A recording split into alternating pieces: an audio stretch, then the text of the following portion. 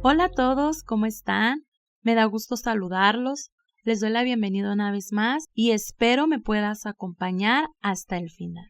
El tema de hoy es la ira. Vamos a ver cómo identificarla, por qué es importante controlarla y cómo hacerlo para mejorar nuestras relaciones interpersonales. Me gustaría comenzar con una frase que dijo Aristóteles. Cualquiera se puede enfadar, eso es fácil. Pero enfadarse con la persona adecuada, al nivel adecuado, en el punto en tiempo adecuado, por la razón adecuada y en la manera adecuada, eso no está dentro del poder de todos y no es fácil. El enojo tiene como función principal iluminar la necesidad de defensa y de poner límites e invitar a la justa acción para ello. Quiere decir que el enojo es evidente cuando nos sentimos amenazados y necesitamos protegernos o cuando algo nos parece injusto. El enojo como emoción tiene una durabilidad. Pueden ser segundos, minutos y algunas veces horas. Excedido este límite de tiempo, no es una emoción de enojo. Pasamos a un sentimiento, en este caso, la ira. Yo creo que el enojo es una de las emociones más fáciles de identificar. La voz, el cuerpo tenso, los puños o dientes apretados, una mirada amenazante, gestos de estar furioso y un poco descontrolado. Que de hecho, en cuestión física, sucede que nuestro flujo sanguíneo tiende a irse más a las manos. Por eso es que mucha gente tiende a apretar o a apuñar su mano, porque hay una activación física en su cuerpo. La ira normalmente se desencadena por situaciones en las que las personas son heridas, engañadas, traicionadas. Puede manifestarse como irritabilidad, desprecio y rabia. La ira incluye emociones muy intensas y expectativas y necesidades insatisfechas. Esto resulta en un problema cuando la ira es retenida de manera inapropiada y cuando no se expresa. Las emociones son hechas para ser expresadas. No son malas, solamente tenemos que saber controlarlas y cómo expresarlas y cómo manifestarlas, porque cuando no se expresan tarde o temprano, el cuerpo no puede retenerla y surgen diversas situaciones físicas, que ya lo hemos mencionado y vamos a seguir mencionándolo un poco más adelante.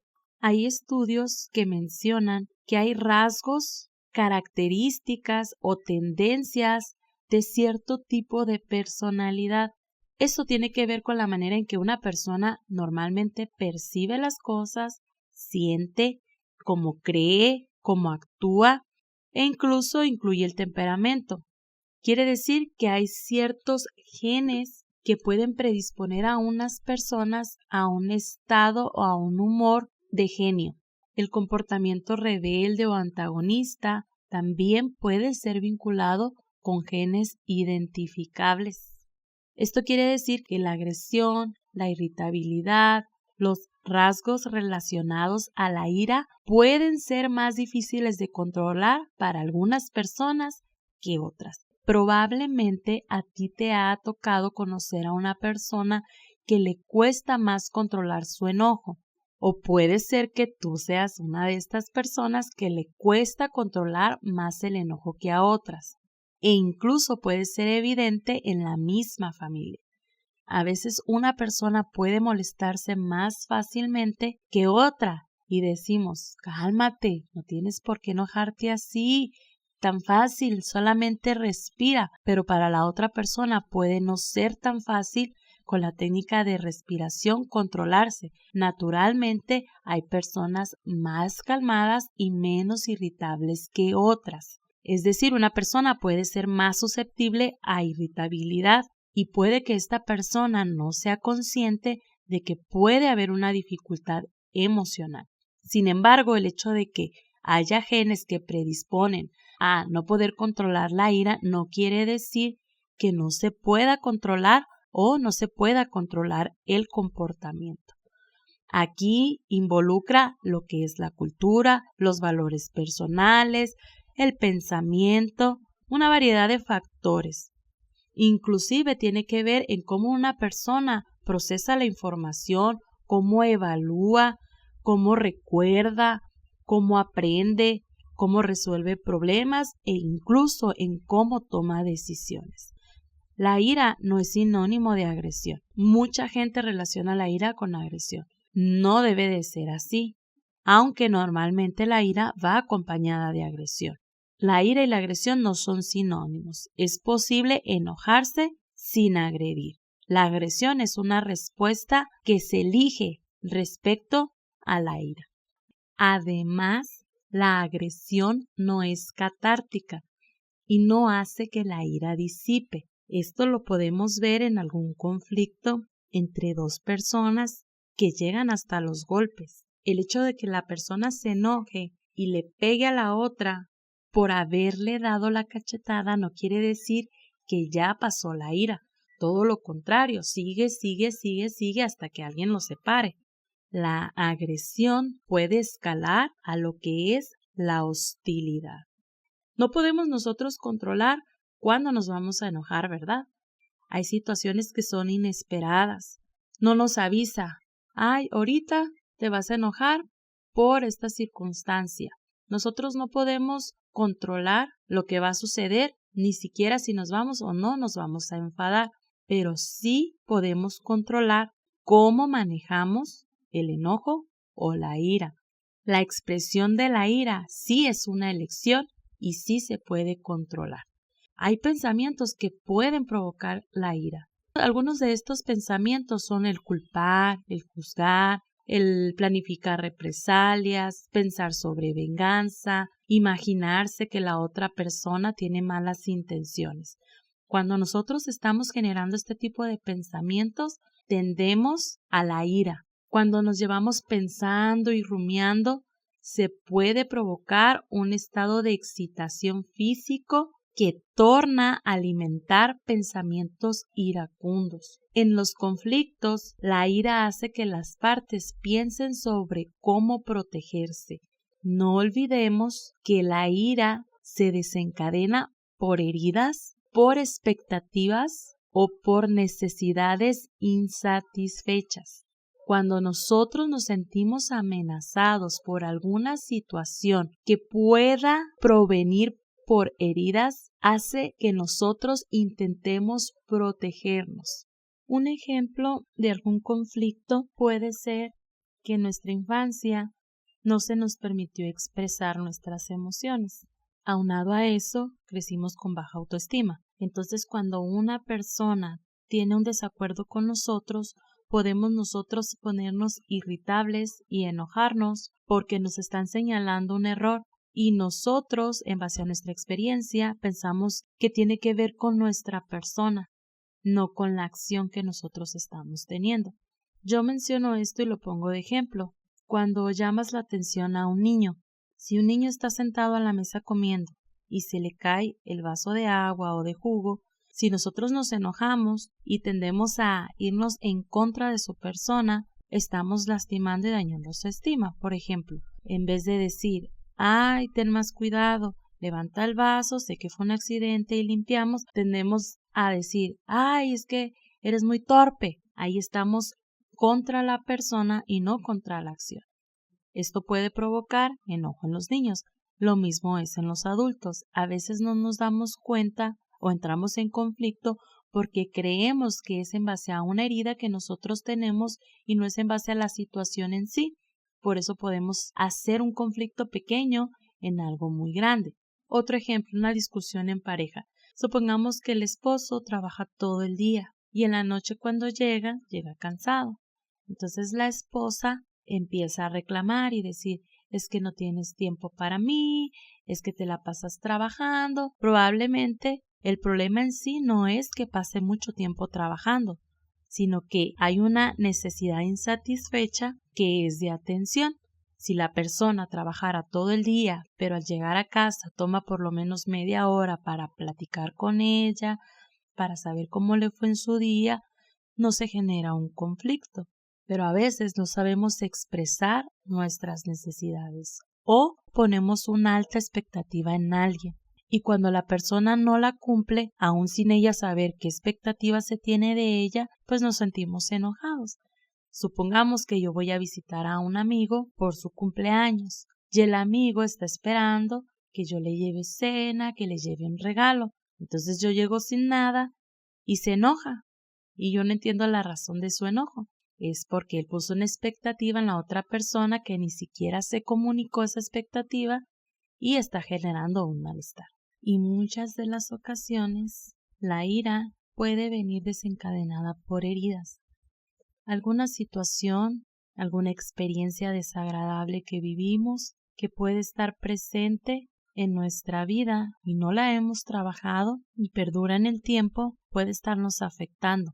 Hay dos autores que en el 2007 afirmaron que si la furia no se desahoga y se guarda, se vuelve rencor, que si permanece con el tiempo, viene el resentimiento y posteriormente el odio. Alguien probablemente nos hizo algo y guardamos en el recuerdo lo que esa persona nos hizo y nunca lo dijimos, nunca lo expresamos, pero permanece durante mucho tiempo y la recuerdo con tanto dolor que se vuelve rencor y permanece y permanece y permanece y se vuelve un resentimiento y un odio hacia las personas. Aquí es importante darnos cuenta que la ira puede cubrirse con la tristeza o el miedo y viceversa. Las emociones se acompañan e incluso se encubren. Muchas personas pueden parecer tristes, pero realmente tienen ira o resentimiento en su corazón por alguna herida que le causaron. Cuando esto no se trabaja, la ira puede acompañarse de hostilidad. La hostilidad es meramente cognitiva, o sea, tiene que ver solamente con el pensamiento.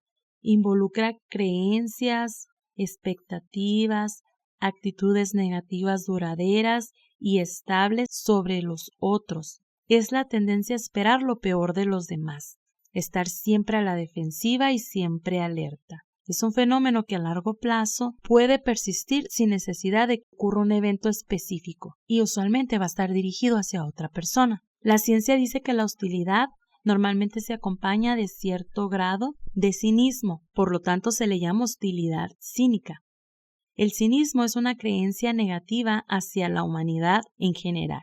Genera una actitud desconfiada con respecto a los motivos de los demás, llevando a un estado de alerta contra el mal comportamiento esperado. Son esas personas que normalmente catalogamos como pesimistas. Siempre están esperando lo peor, nunca creen en el altruismo de las demás personas, son desconfiadas, son muy negativas, no creen que las otras personas puedan hacer algo porque les nace. Simplemente creen que eso no ocurre. Hay algunos síntomas de hostilidad que nosotros podemos identificar en nosotros o en algunas personas. Les voy a mencionar algunos. Irritación fácil, intensa y desmedida ante errores triviales de los otros. Frecuente pérdida del control conduciendo autos. Incredulidad en el altruismo. Insomnio por rumiaciones que generan rabia y frustración. Dificultades crónicas en la relación con los hijos, tensión y competencia intramarital. Miren, tan grave es el pensamiento, las rumiaciones que pueden causar frustración.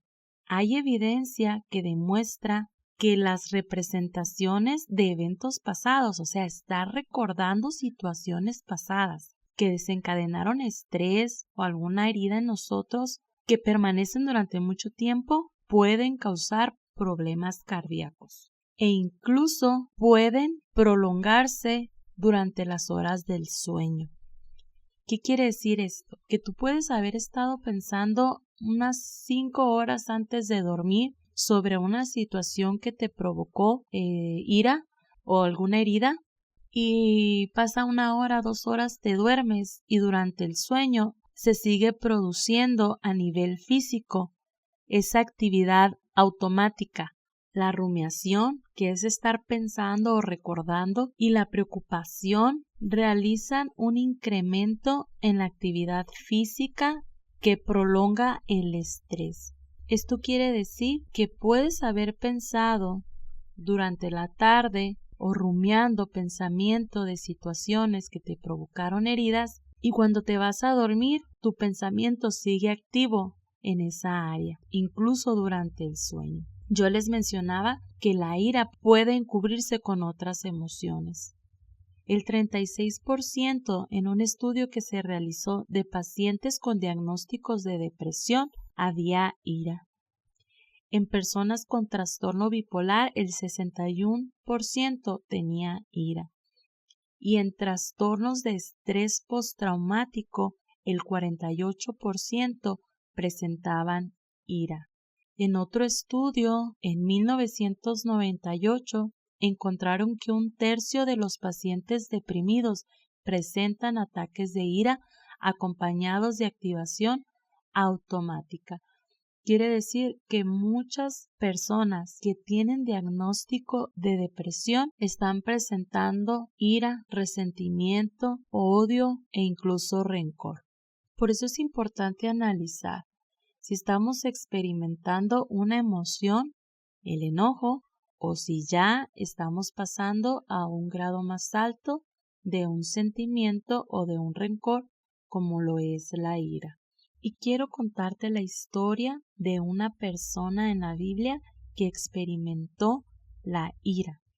Y este es Jonás. Jonás es un hombre que se consideraba profeta. Los profetas eran las personas que comunicaban un mensaje de parte de Dios al pueblo. Dios le habló a Jonás y le dijo que fuera a Nínive a dar un mensaje. Nínive era una de las ciudades más grandes de aquel tiempo y era considerado un enemigo del pueblo de Israel, al cual Jonás pertenecía. Se considera que esta ciudad era una ciudad muy cruel. Realizaban acciones militares muy fuertes en contra de diferentes pueblos. Había mucha violencia, realizaban sacrificios de niños, en fin, era una ciudad malvada. Y Dios le envía a Jonás a dar un mensaje para que se arrepientan. Pero Jonás no quería ir. Entonces toma un barco que va hacia otro lado. Estando en el barco, empieza una tormenta muy fuerte. Los que van en el barco echan suertes, claman a sus dioses pidiendo que los salve y la suerte cae sobre Jonás. Entonces Jonás les dice que la culpa es de él porque él está escapando de Dios que creó el cielo y la tierra, el mar, y como él se negó a llevar un mensaje, por eso es que vino esa gran tormenta. Entonces él les dice, tírenme al mar. Ellos a un principio no querían, pero cada vez el mar se embravecía más. Entonces lo tiraron al mar. Cuando lo tiraron al mar, pues se calma la tormenta. Cuando él está en el mar, Dios se había preparado un gran pez que se tragó a Jonás y duró ahí 3 días y 3 noches. Cuando él estaba ahí se arrepintió y Dios tuvo misericordia de él y hizo que el pez lo vomitara. Entonces él se dirigió a Nínive a dar el mensaje. Era una ciudad grande. Y él empezaba a pregonar por las calles. De aquí a 40 días, Nínive será destruida. Pasados los 40 días, Jonás sube al monte para ver cómo Dios va a destruir esa ciudad. Pero Nínive había escuchado el mensaje de Jonás y se había arrepentido.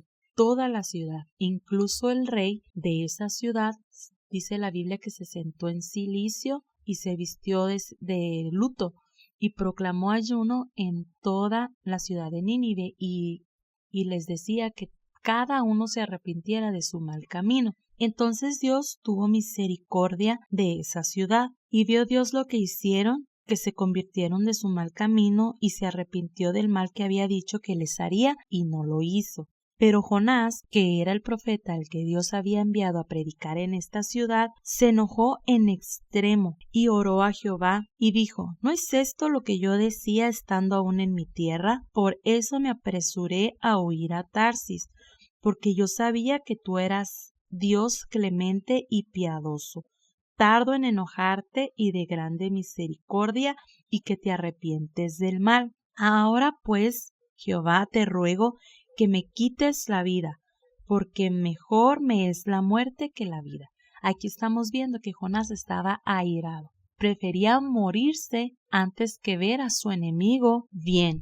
Y dice la Biblia que Jonás subió a un monte y Dios le dijo: ¿haces tú bien en enojarte tanto? Y salió Jonás de la ciudad y acampó en el oriente de la ciudad y se hizo allí una enramada y se sentó debajo de ella a la sombra hasta ver qué acontecería en la ciudad.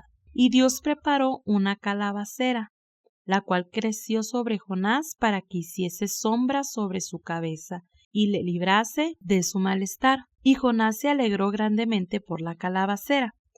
Pero cuando ya se hizo de noche al día siguiente, Dios preparó un gusano, el cual hirió la calabacera y la calabacera se secó. Y aconteció que cuando salió el sol, Dios preparó un viento recio y el sol hirió a Jonás en la cabeza y se desmayaba y deseaba la muerte, diciendo: mejor sería para mí la muerte que la vida. Entonces Dios le dijo a Jonás: ¿tanto te enojas por la calabacera? Y él respondió: mucho me enojo, hasta la muerte. Y dijo Dios: tuviste tu lástima de la calabacera, en la cual no trabajaste, ni tú la hiciste crecer, que en espacio de una noche nació, y en espacio de otra noche pereció. Y no tendré yo piedad de Nínive, aquella gran ciudad donde hay más de 120,000 personas que no saben discernir entre su mano derecha y su mano izquierda, y muchos animales.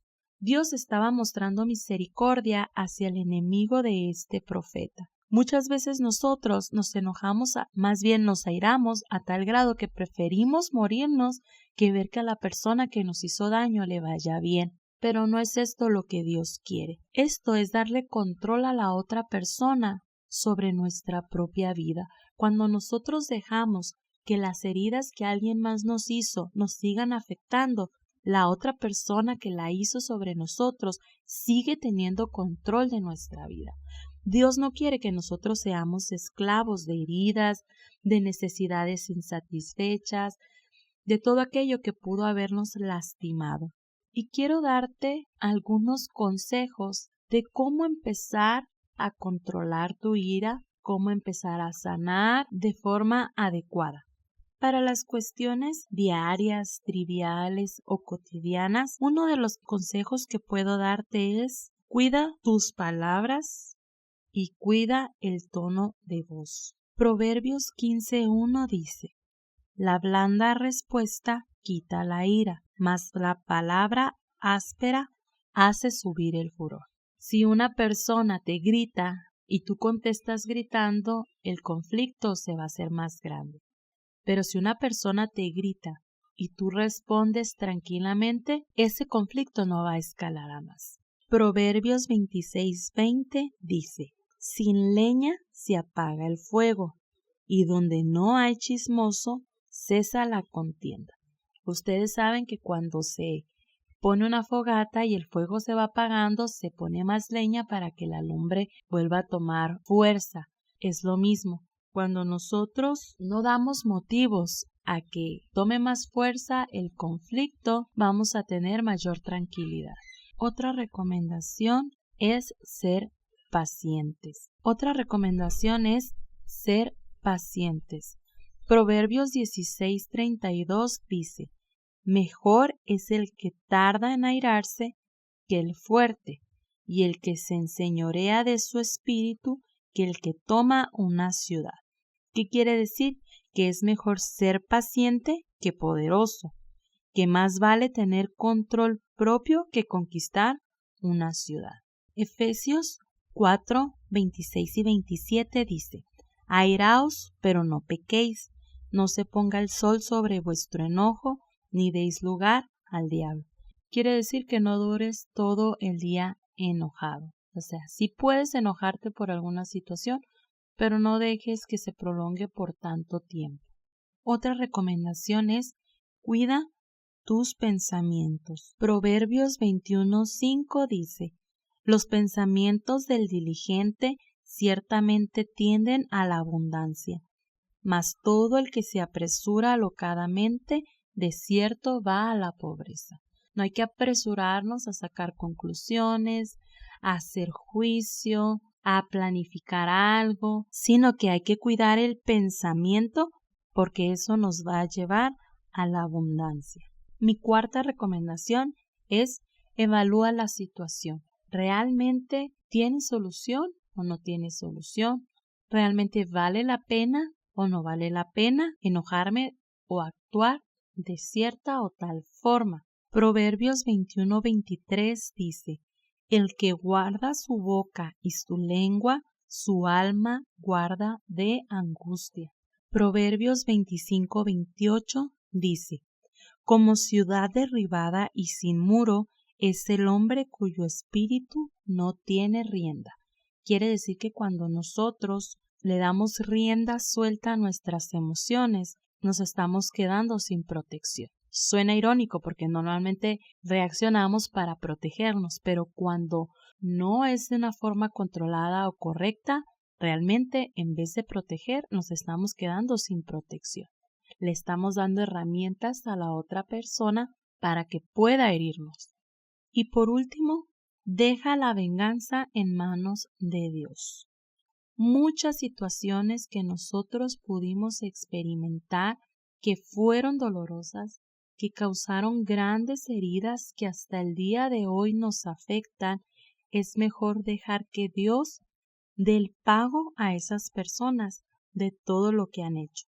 No olvidemos que nosotros tampoco somos perfectos, que también nosotros necesitamos ser perdonados, que tal vez nosotros hemos herido a otras personas. Muchas veces en nuestra propia opinión, lo que nosotros hacemos no es tan grave como lo que la otra persona nos hizo, pero realmente para la persona que pudimos haber herido puede ser más grave que cualquier otra cosa. Entonces siempre hay que tener en conciencia que nosotros no somos perfectos, que también nos equivocamos, que también cometemos errores. Y así como nosotros los cometemos, otras personas pudieron haberlos cometido en contra nuestra. Proverbios 20:22 dice: no digas, yo me vengaré. Espera a Jehová y él te salvará.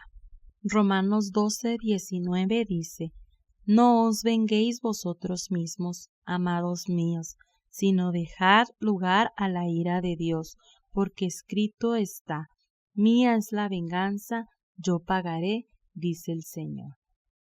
No olvidemos que una de las características de Dios es que Él es justo.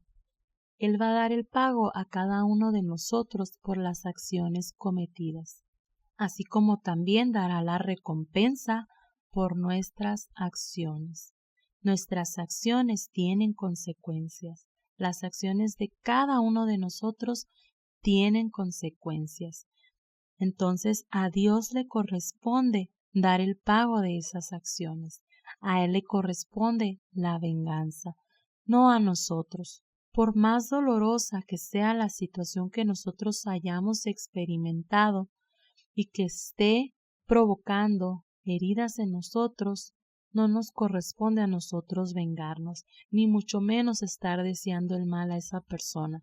Todo lo contrario, nos corresponde perdonar, porque nosotros también fuimos perdonados, nosotros también le fallamos a Dios, nosotros también fuimos enemigos de Dios, y aun así Él tuvo misericordia de nosotros, así como la tuvo de Nínive, y vino a morir por nosotros para salvarnos, para hacernos amigos de Él. Por lo tanto, pidamos a Dios que Él nos ayude. Realizar estos pasos o estas recomendaciones que te di suenan fáciles, pero realmente no es fácil. Es un trabajo que se tiene que hacer, más cuando tenemos que perdonar a alguien, que hay ira en nuestro corazón por situaciones que vivimos. A lo mejor un divorcio, a lo mejor el abandono de uno de nuestros padres, a lo mejor situaciones malintencionadas de un familiar, de un amigo, a lo mejor algún tipo de agresión, a lo mejor algún tipo de abuso, y eso desencadenó ira en nosotros, que más tarde se convirtió en un sentimiento de rencor, de tristeza, de odio, y me llevó a la depresión. No es fácil, pero hay que analizar qué circunstancia, qué herida hay en mi corazón entregársela a Dios y empezar a perdonar.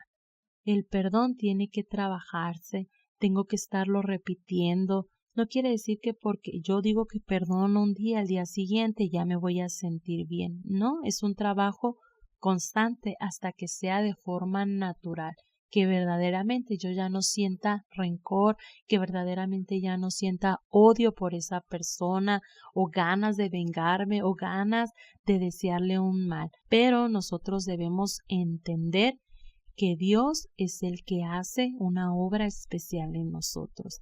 Ustedes pueden pensar, pues, ¿dónde está la justicia de Dios si va a perdonar a esa persona que me hizo tanto daño? Pues así como esa persona hizo tanto daño, nosotros hemos hecho daño también.